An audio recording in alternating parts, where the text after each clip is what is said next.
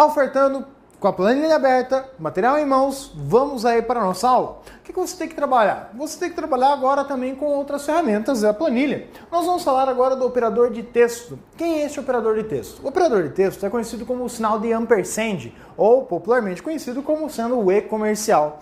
A operação de texto consiste em realizar o quê? A operação de texto é também chamada operação concatenar. O que significa concatenar? Simplesmente é a ideia de juntar informações. Ou seja, pegar o dado que está em uma célula e juntar ao dado que está em outra e assim sucessivamente. O que você vai trabalhar aqui é simplesmente junção de dados. Ele é extremamente simples, é fácil de trabalhar, só que as provas acabam fazendo a questão se tornar trabalhosa. Elas não são complicadas, são muito simples, só dão trabalho para fazer. Então você tem justamente esse feedback. Olhou para a questão, está com pouco tempo, você sabe fazer ela, mas precisa de mais tempo para fazer as outras questões. Então você vai aí ponderar justamente esse tipo de questão na sua prova, de acordo com o seu tempo que você tiver. Então qual que é a ideia? Primeiramente, entender a planilha. Note que aqui você tem no seu material duas figuras. Cuidado aí com a representação delas, pois uma está representando as fórmulas. Por isso que você olha que está tudo alinhado à esquerda. A outra está representando os resultados. Esta é a que eu estou a princípio demonstrando aqui, meio que mesclando os resultados. O que você deve observar? É que quando você digita um texto dentro de uma célula, por padrão a célula ela tem um formato chamado formato geral. Ao digitar um texto, esse texto automaticamente é identificado como sendo um texto, apesar da célula continuar com o formato geral, e esse texto fica alinhado à esquerda da célula. Já quando você digita um valor numérico, ele ainda é um formato geral, a célula, mas o programa identificou como um valor numérico e coloca ele alinhado à direita. Por que é importante ter essa referência?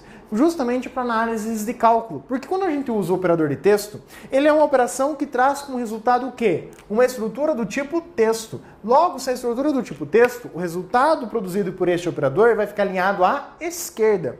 Enquanto que operações aritméticas, por exemplo, vão ser operações que trabalham com números. Por isso, o seu resultado fica à direita. Então é aí que você começa a analisar simplesmente o valor como ele está representado na célula. Muito bem. O operador de concatenação, como ele vai ser dado? Eles colocam assim, por exemplo, igual, para indicar um cálculo, a 2, operador a 1.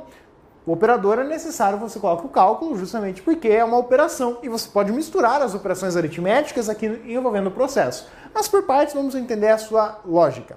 O que vai acontecer quando você escrever igual a 2 e a 1? Simplesmente você vai ter que pegar o valor da célula A2. O que tem A2? 7. Então, é o 7. O que está dentro da célula A1? A1 é o texto AB. Então, você pega e escreve AB. Perceba que vai ficar exatamente assim, 7AB, sem sequer espaço ali.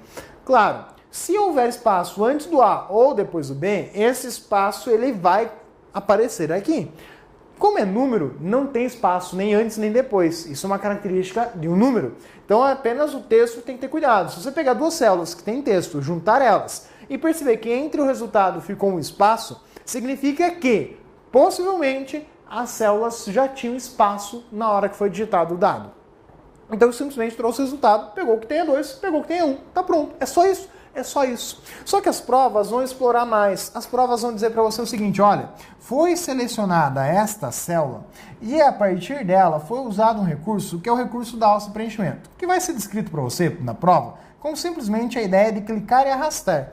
Ou seja, arrastei para baixo, eu vou obter um resultado. Que resultado é este? Simplesmente, aqui, como você tem um endereço de célula mais tradicional, que é o endereçamento relativo, mais adiante você vai entender mais especificamente esses detalhes. Mas aqui você tem o endereço relativo. Qual que é o funcionamento desse cara?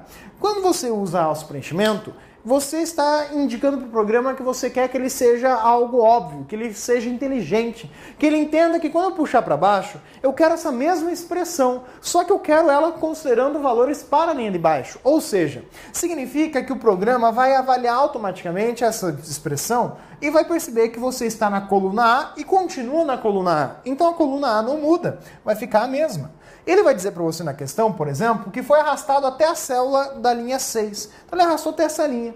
Então você já sabe que todas as células deste intervalo vão ficar preenchidas com esse valor. Porque é alça de preenchimento. Essa canto inferior direito clicou e arrastou. Eu sei que continuou A porque continua dentro da coluna A. Já as linhas eu tenho que ter cuidado. Por quê? O operador é o mesmo, tranquilo. Mas as linhas, elas vão mudando. Como que vão mudando essas linhas? por um fator básico.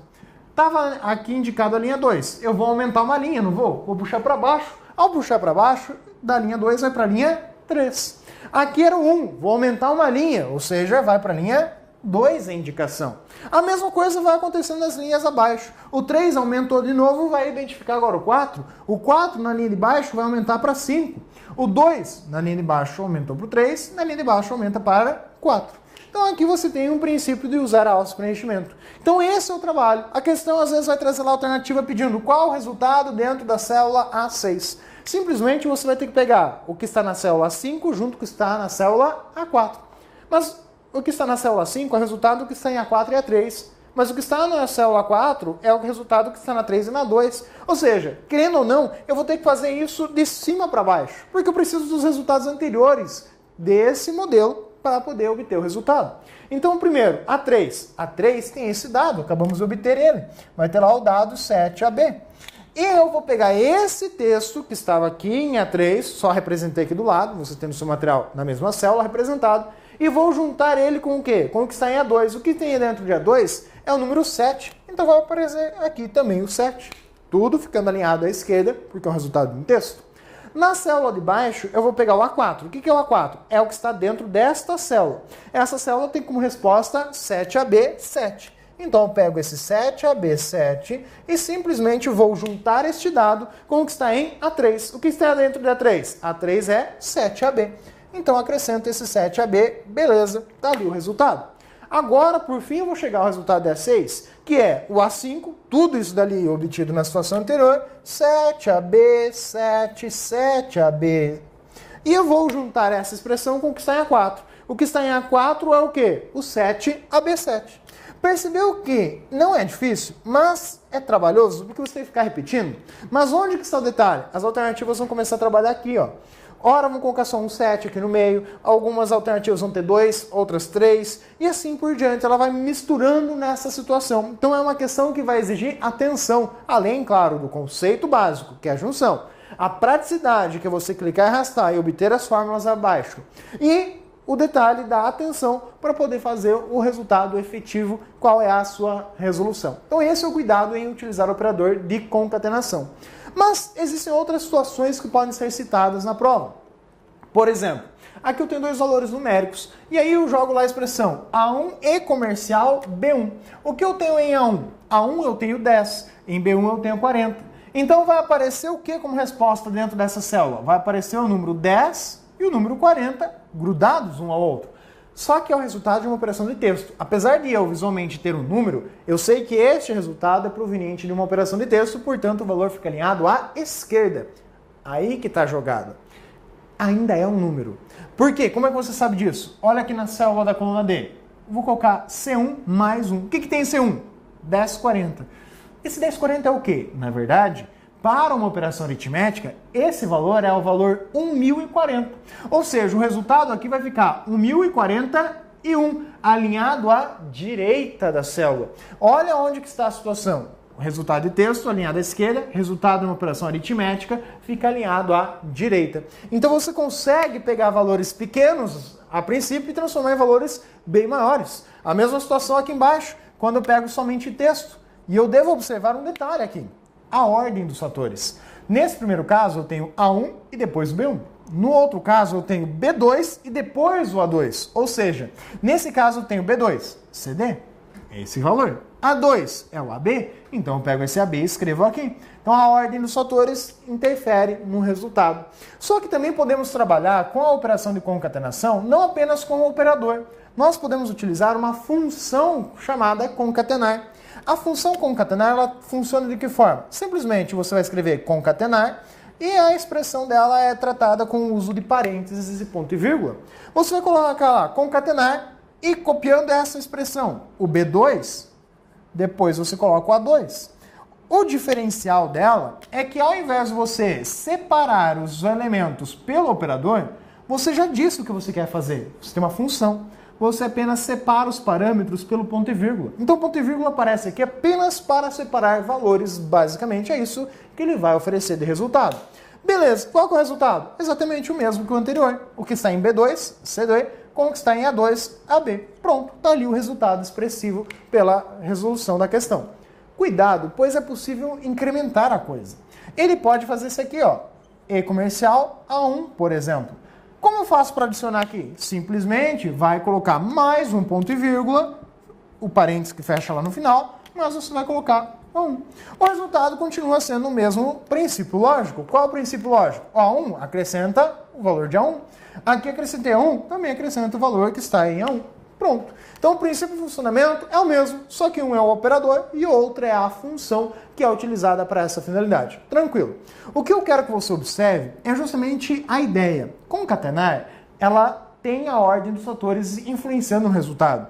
Então se eu trocar a ordem do A2 e B2, muda a ordem do resultado. Logo, este ponto e vírgula, ele é diferente deste ponto e vírgula que iremos trabalhar aqui. São ponto e vírgulas com objetivos diferentes. Esse da função concatenar, ele só está separando os dados que eu quero realizar a concatenação. Esse ponto e vírgula, ele é um operador de referência. Mas para que tomamos ele como operador de referência, para que possamos entender ele como operador de referência, nós vamos considerar que tipo de funções? Nós vamos considerar funções em que a ordem não altere o resultado. A maioria delas, pelo menos. Por quê? Esse ponto e vírgula ele pode aparecer com duas expressões máximas, dois entendimentos. Esse ponto e vírgula pode ser para dados ou ele pode ser entendido como o E. O dois pontos já é mais fácil. Dois pontos somente e sempre será a representação do até. Então esses são dois operadores de referência. Existe um terceiro operador de referência que é o espaço em branco. Mas já deu para perceber que não tem como você ficar representando esse espaço em branco na prova. O operador espaço em branco é chamado operador de interseção. Ele vai pegar o que é comum a dois intervalos, a dois conjuntos de dados. Somente o que é comum aos dois grupos. Primeiramente, temos que entender, então, a ideia desses grupos. Então, ao trabalhar com dois pontos e ponto e vírgula, você tem que ter o primeiro cuidado. Olhar os dois pontos não como divisão, porque na matemática você costuma escrever divisão com dois pontos. Então, cuidado. Dois pontos é um operador de referência. Divisão é a barra. Ponto e vírgula pode ser usado em várias compreensões. Agora, tomando eles como operadores de referência cru e simplesmente, quando você encontrar o ponto e vírgula, você vai ler ele como E. Enquanto você encontrar os dois pontos, você vai ler ele como até, porque isso ajuda na interpretação do que ele quer que seja feito. E as próprias questões trazem esse texto. Por exemplo, quero realizar a soma de um grupo de dados de 1 até tal célula. Então não quer dizer que eu vou ter que usar esse cara. Ou posso usar esse. Depende da circunstância. Também eu tenho a compreensão matemática. O ponto e vírgula ele pode ser compreendido como uma união, enquanto que dois pontos ele expressa nada mais do que um intervalo de dados. Então, a leitura matemática da coisa. Vamos para a prática que fica mais fácil compreender realmente. Então, imagine que você tem aqui um conjunto de dados, coluna A até a linha 5, todas as células preenchidas com o número 10. E você tem essas duas expressões. Por exemplo, soma de A1, dois pontos, você lê como até A4. Ou seja, você está querendo fazer a soma de A1 até A4. Perceba, o A5 aqui é pegadinha, foi colocado, mas não está sendo usado. Então, eu estou fazendo a soma de A1 até A4. Qual o resultado que vai ser produzido por essa expressão? Ora, a soma de 10, 10, 10 e 10. O resultado aqui seria simplesmente o número 40 como resposta. Mas olha a diferença da situação da expressão abaixo. Soma de A1, ponto e vírgula, A4. Peraí, o ponto e vírgula eu leio como E. Então é soma de A1 e A4. Ou seja, eu vou somar apenas o valor da célula A1 e da célula A4. Logo, o resultado obtido nesta situação vai ser o número 20 apenas, porque eu só estou somando duas células, A1 e a célula A4. Então, olha a diferença. Eu consigo obter essa mesma expressão, o mesmo resultado, utilizando ponto e vírgula? Sim, mas aí você tem uma situação mais trabalhosa. Olha o que você vai ter que fazer. Você vai ter que escrever assim, igual soma, a função continua sendo a mesma, porém, eu vou indicar cada uma das células necessárias para cálculo. Você teria que colocar lá o A1, você teria que colocar o A2, teria que colocar o A3 e teria que colocar o A4. Claro, fecha a função, mas separando esses valores pelo quê? Pelo ponto e vírgula. Porque você quer fazer a soma de A1 e A2 e A3 e A4. Ou seja, aqui você foi lá e disse pontualmente, quero essa, e essa, e essa, e essa. Você identificou cada uma delas. Então, por isso que existe dois pontos, para facilitar a nossa vida na hora de escrever esse tipo de cálculo. Então, ali o primeiro entendimento. E cuidado, olha a sutil diferença e o resultado muda completamente. Aqui é onde aparece a maioria das questões. Normalmente eles usam as funções soma e média para cobrar essa essência. Se você sabe diferenciar o uso dos dois pontos para o ponto e vírgula.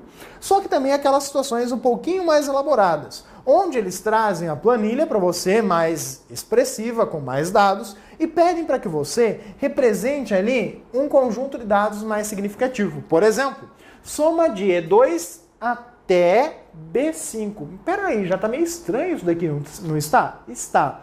Aí que está o detalhe. Isso daqui está correto. E essa expressão, ela é a mesma coisa que escrever B2 até E5. Claro que para nós, ou como leitores aí da língua portuguesa, da esquerda para a direita, de cima para baixo, é mais fácil e mais compreensível trabalhar com essa forma de identificação. Mas o programa entende essa aqui e vai calcular exatamente a mesma coisa. Logo, precisamos de uma lógica para poder identificar qual é o intervalo de células. O que você vai fazer? Simplesmente isso daqui.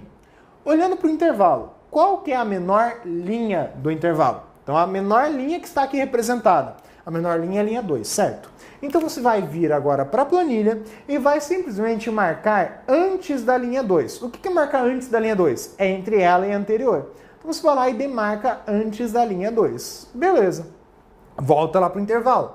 Qual que é a maior linha que você tem aqui? É a linha 5? Então, agora você vai lá na planilha e vai olhar para a linha 5. É a maior, certo? Então, você marca depois dela. O que é marcar depois dela? Entre ela e a próxima. Então, você vai lá e marcou entre ela e a próxima. Beleza. Agora, você olha para as colunas. Qual que é a menor coluna da planilha que eu tenho aqui representada? Ou, de uma outra forma de entender, a coluna mais à esquerda da planilha que está aqui representada. Percebeu que mesmo o B estando numa ordem diferente, eu estou procurando pela referência da planilha sendo a primeira. É o B. Então, se a menor é a coluna B, então você marca antes da menor. Antes da menor é entre ela e a anterior a ela. Então, você marcou, beleza. Também agora falta marcar quem? A maior. Se a maior é entre ela e a coluna após ela. Então, é depois da coluna E que você vai marcar.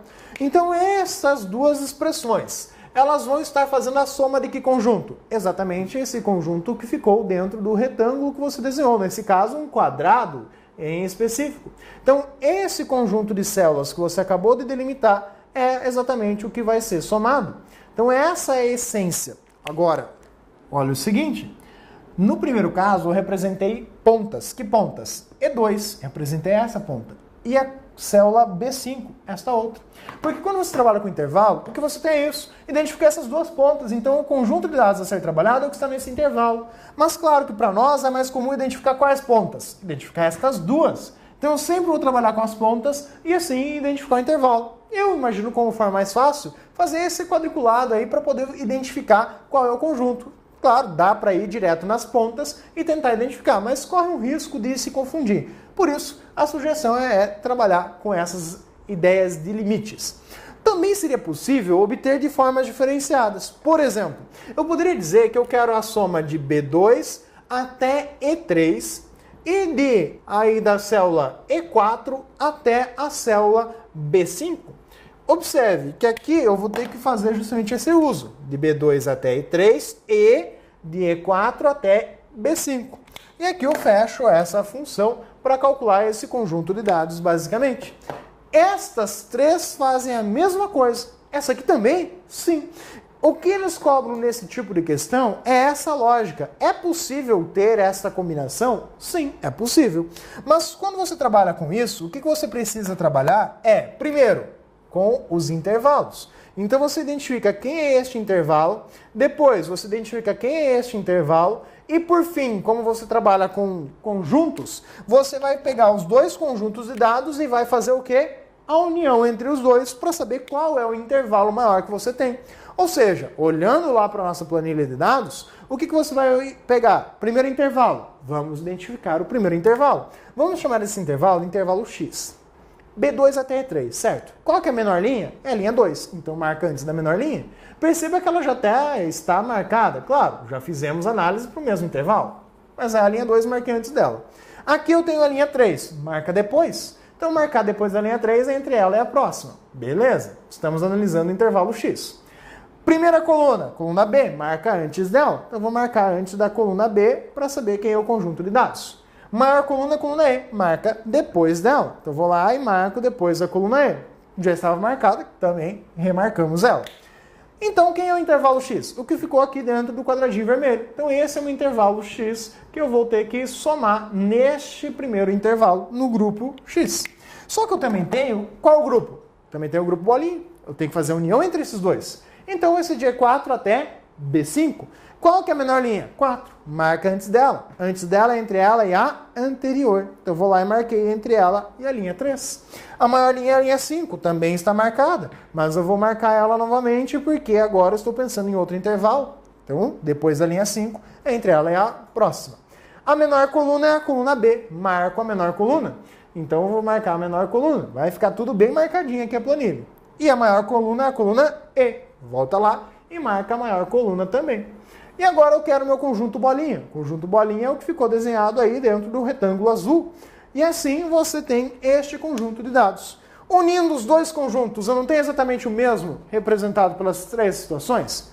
Beleza. Então perceba que se dentro de todas estas células houvesse o número 2, dentro de cada uma delas aqui tivesse o número 2, qual seria o resultado? Ora, dá para aqui roubar um pouquinho, né? Vamos ver, aqui tem 4 e aqui tem 4. É tudo o mesmo número? Bom, 4 vezes 4, 16. Só que qual que é o valor que tem na célula? 2. Então 2 vezes 16, 32 seria a soma que você teria em qualquer uma dessas expressões. Ainda poderia mudar aqui essa outra. Então cuidado com essa articulação. É essa a ideia de trabalhar com os operadores de referência. Vamos ver mais alguns conceitos adiante. Outro operador que você pode estar utilizando aí no dia a dia e que vai fazer toda a diferença para você é o operador de comparação, ou os operadores de comparação. O primeiro passo a entender é que um operador de comparação ele vai produzir um resultado chamado resultado lógico. Então é um valor lógico. Apesar de no Excel não existir uma célula do tipo lógico, existe o valor do tipo lógico. Os operadores de comparação vão produzir respostas do tipo verdadeiro ou falso. E o detalhe, vai aparecer escrito exatamente isso na sua célula. Tanto que eu quero que você faça esse teste. Abra ali o Excel e escreva dentro de uma célula a palavra verdadeiro e a palavra falso em outra célula. E aperte Enter. Pode ser em maiúsculo, pode ser em minúsculo. De preferência em minúsculo. Você vai perceber que automaticamente esse texto verdadeiro, ele vai ficar todo em maiúsculo, toda caixa alta, e vai ficar centralizado dentro da célula. Porque ele é um valor lógico, ele pode ser comparado, tal qual você compara lá na tabela verdade, dentro do raciocínio lógico, verdadeiro e verdadeiro, verdadeiro ou falso. Aqui também tem isso dentro do Excel. Você pode trabalhar com essas ferramentas, inclusive montar tabelas verdade para fazer testes. Mas você tem os operadores para produzir resultados. Então eles só vão te dar essa resposta, verdadeiro ou falso. São 6 os operadores básicos de comparação. Na verdade, 3 são os essenciais, são a origem da coisa. Você vai comparar se um valor é menor que outro, se é igual a outro ou se é maior que outro. E literalmente, valores. Você não consegue comparar, por exemplo, textos. Ah, um texto é maior que o outro. O programa não vai entender o que você quer comparar. Você pode até fazer uso, vai dar um erro ali para você. Mas tem que ter esse cuidado. Datas também tem que ter um cuidado na comparação entre datas, porque nem sempre vai funcionar como você espera que funcione. Então, uma análise sobre isso. Uma exemplificação de uso, você escreveria lá, igual 7 menor que 10. 7 é menor que 10? Sim. Então dentro dessa célula vai aparecer verdadeiro. Vou escrever aqui apenas o V, mas você sabe que vai aparecer a palavra verdadeiro como um todo. Se você quiser comparar igualdades, coloca lá, igual, e aqui cuidado. Esse primeiro igual que estamos usando é o igual utilizado para indicar a existência de um cálculo logo na sequência. Mas a segunda vez que o mesmo sinal aparecer, ele já toma outra proporção. Esse sinal de igual agora, ele representa um operador de comparação de igualdade. Estou comparando se esse 7 é igual a esse 10. Isso é verdadeiro ou é falso? Ora, é falso. 7 é diferente de 10. A mesma situação agora pensando no maior. Eu tenho igual 7 maior que 10. 7 é maior que 10? Não, isso é falso. Mas aqui cabe uma interpretação muito crucial, principalmente para entender lá na frente, quando você trabalhar com funções como a função C. Se o número não é menor que outro, o que ele é? Se o número não é igual ao outro, o que ele é? Se ele não é maior que outro, o que ele é? Bem, se o número não é menor que outro, ou ele é maior ou ele é igual. Então, literalmente, o que você tem aqui é essa expressão. E observe que você lê esse cara como sendo o quê? Maior ou igual. Você lê aqui menor ou igual. Tem um ou ali no meio da expressão. Então, muito cuidado com essa análise. Por quê? Quando você coloca o uso dele, ele tem que ser escrito nesta forma. Maior e o igual seguidos, não pode ter espaço e não pode inverter a posição deles, porque senão dá erro. E o operador menor ou maior, na verdade, é o operador de diferença. Então, você pode ler menor ou maior E também pode ler com um operador diferente de. Também não pode ter espaço entre os dois sinais. O que você faz? Por exemplo, aqui eu só inverti a ideia do operador. Perceba que a mesma posição dos valores, só mudei o operador. 7 é maior ou igual a 10? Bom, 7 não, ele vai ser menor que 10. Então isso daqui é falso. 7 é diferente de 10? Sim, 7 é diferente de 10. Então essa expressão é verdadeira. 7 é menor ou igual a 10? Perceba que aqui você tem uma decomposição lógica para ser realizada. Por quê? Você simplesmente analisou na seguinte expressão: 7 menor ou igual a 10. Beleza. O que você tem que fazer? Aqui ele vai derivar em duas composições, onde que você analisa de que forma. Eu estou comparando se 7 é menor que 10, como também estou comparando se 7 é igual a 10. E o que está juntando essas duas expressões? O ou. Então, basicamente, o que eu vou analisar? 7 é menor que 10? É falso. 7 é igual a 10? Também é falso. Para o ou, o que você vai encontrar? Opa, falso não, verdadeiro aqui. O que você vai encontrar para o ou? Se eu tenho um verdadeiro e um falso, e eu tenho ou, eu tenho como resposta que isso é verdadeiro. Logo, é a resposta que você vai trazer para cá. Então, perceba a simplicidade do raciocínio lógico imperativo. Você usa direto isso daqui, só que você simplesmente não se toca que é a análise lógica. Então, você reclama que a raciocínio lógico é difícil? Não é não. É simplesmente algo que você já faz automaticamente e mentalmente. É lógico. E você simplesmente tem que decompor. E a decomposição é que se torna difícil. É aquela velha história. Você pensar, por exemplo, o caminho do seu trabalho até a sua casa, caso você trabalhe, se você for pensar, às vezes você chega em casa do trabalho e nem percebeu, veio tão automático, às vezes você fala, pô, já estou em casa. Mas perceba que, às vezes, você vai pegar o caminho e tenta descrever ele para uma pessoa, passo a passo, ou melhor, quadra por quadra.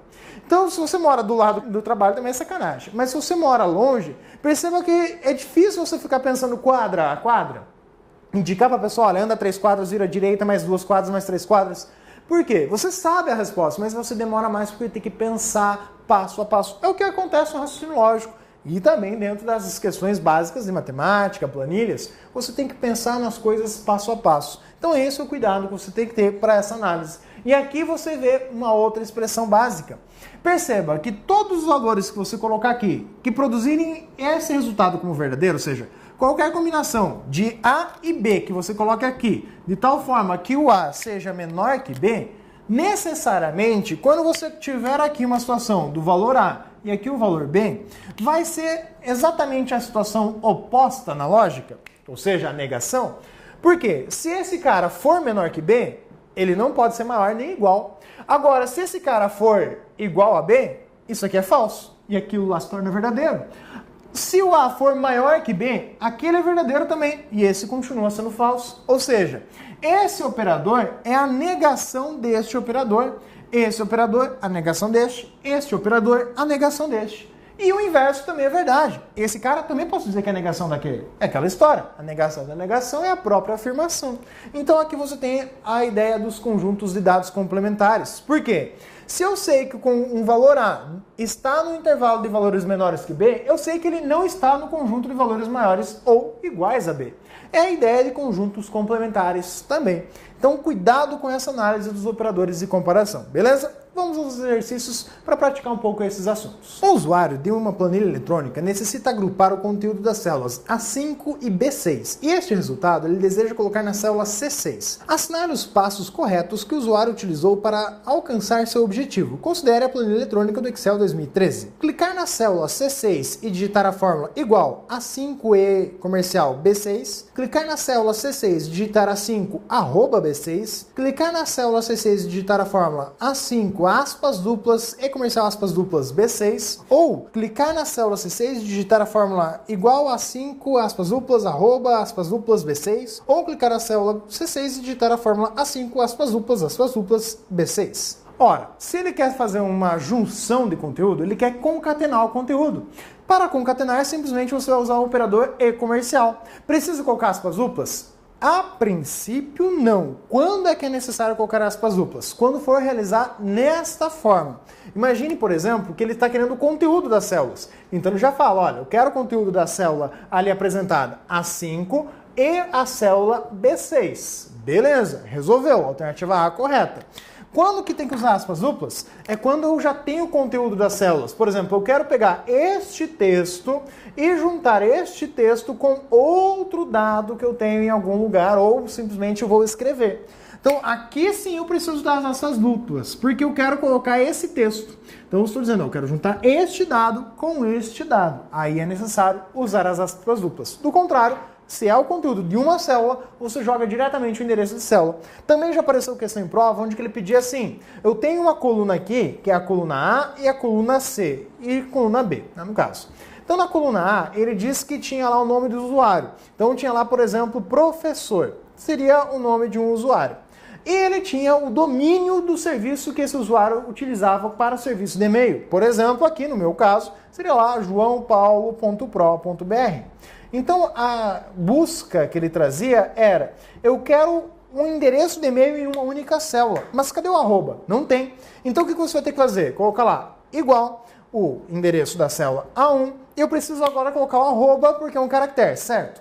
Então, eu tenho que colocar o E comercial e o caractere arroba. Só que esse caractere arroba, eu tenho que indicar ele como um caractere de texto. Então, o arroba eu tenho que colocar entre aspas duplas, novamente o E comercial para concatenar com o outro dado, que é a coluna B, que traz o endereço de e-mail. Então, eu pego lá a célula B1, que tem o real domínio. Então, vai ficar o quê?